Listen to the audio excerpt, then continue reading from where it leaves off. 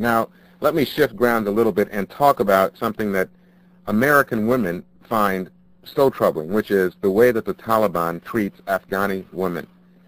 What is the situation? We've been told that Afghanistani women are not allowed to go to school, not allowed to work, even if they are trained as doctors, lawyers, not allowed even, it seems, to go outside of their own homes unless they were escorted by a male relative. What is the truth? This is all wrong. We have never said that women cannot go out. Actually, as much as we have done for women, nobody else has done in the history of Afghanistan. Women were sold before our government. We have given the right of self-determination to women. Women can have business and had never this right. In some pockets of the country, including the capital Kabul, they might have had some symbolic rights, but in the rural areas, their rights were violated from the beginning. And what we have done is to give them their most fundamental rights. And we have never said that a woman can't be educated, and we have never said that a woman should not work. We have said that women can work and be educated. And still, schools are open for women, but when we say that we are against co-education, it doesn't mean that we are against education for women. When we say that women should work segregatedly, it doesn't mean that we are against their work. And we are doing it now. Women are working in the Ministry of Health, women are working in the Ministry of Education, Ministry of Interior, Ministry of Social Affairs. It's right, they don't work in the Ministry of Defense, or they are not fighter pilots. And we also don't like them to be used as objects of decorations for advertisements as it's here. So we do have our own traditions and cultures, and it existed for centuries in Afghanistan. You cannot set benchmark for us to achieve. Well, now, do you think, Lauren, that that's the way American women see it, or is that the way your reporters for NPR are telling you conditions exist in Afghanistan for women? Well, they've changed, obviously. When the Taliban came in, you did close all the schools for women. You did send women home from their jobs. Women were not allowed to walk the streets unless they were escorted by a male family member. They were isolated. Are you telling us that now after that period of isolation of women, forcing them all to wear the burqa, never to be able to be seen, that you're changing, that you have reopened the schools, you are letting them go out? Have you ever heard from us saying that we will not allow women to work or education? You will never find any statement by us saying that. Right. When we captured the capital Kabul in 1996, we asked women to stay at home and not to go to work. And if they go out, they have to be accompanied by a male. That time, the whole city was full of arms, irresponsible gangs, and our priority was to disarm people. And we disarmed people. After that, women are shopping, women are working, women are going to education.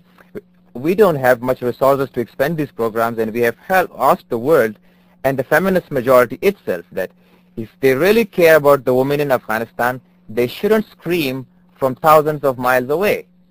If they really want to help them, they have to come there and help them with some kind of assistance. That will make a difference for them. If they open one school for women, that will make a difference. But screaming from here will make no difference. Now, I noted that recently a group of journalists, 6 journalists, were expelled from Afghanistan for trying to photograph the Kabul Museum. And of course, that is the site of several Buddha statues, artifacts that the Taliban says that it may destroy or that have already been destroyed. What is the case? What are you doing with these artifacts in the museum? First, we have not expelled 6 journalists. Only one journalist from BBC was politely asked to go out of the country, and I will give you the reason for that. We have never said that we will destroy all the statues in Afghanistan. And those statues which are still worshipped are preserved for the Hindu community there, and they are still worshipping that. I said this problem of these 2 statues were completely different from the rest. And the woman from BBC who was there, she was very irresponsible in reporting. Actually, she had said that there are 2 groups within the Taliban, and in the near future they may fight among themselves and do certain things which she shouldn't say, because she is not there to concoct stories for us. She is there to report stories. And so, wait, that's the journalist who was expelled? Yeah. And so when you said kindly asked to leave, what do you mean? she was asked to leave the country because she was not responsible for her reporting. She said that there are two groups and they may fight. This man may fight with this man and the Taliban may split. All these things are something that she was instigating people to do. Well, do you understand the concept of censorship? I don't. Within your constitution, didn't the media distort the results of the elections this year? And within your Supreme Court now, it's going on that nobody can talk before the results of something. Here we heard that there were so many stories. CNN said the Republicans won. Another TV said those won, and distorted everything. And I know now that there is a law being processed that nobody can say something in advance. And we too have this problem. We do not want people to instigate things in our country. If there is anything to happen, then anybody has the right to say that. Lauren, why aren't you... Excuse me, I don't understand what law you're talking about. I certainly don't know of any law that means you can't report anything. We have a First Amendment in this country which allows us to report on anything and everything. And that is the approach of our journalism. Go right ahead. Report on anything that has happened, but you shouldn't instigate or predict things. Well, and that's in public... I'm sorry. You've misread our laws. We can predict things. We can analyze. We can discuss disputes among political parties, among factions. We do that all the time. That's part of what we do. And some of it is looking forward and what are the issues that we'll be facing in the future. There's no law against that. And here's the biggest thing. We have the right to make mistakes. Well, you do have the right to make mistakes. But what I try to say is that I read this article in New York Times that something is going on that when the elections is going on, nobody has the right to say this man won or that man until the results are cleared. So I knew this. I don't know whether it's right or wrong, but I read it in the New York Times while I was here. In our country, we have problems when we don't want further problems. So anybody who is responsible, we allow everybody to report the facts, whatever the facts, whether or not we like it.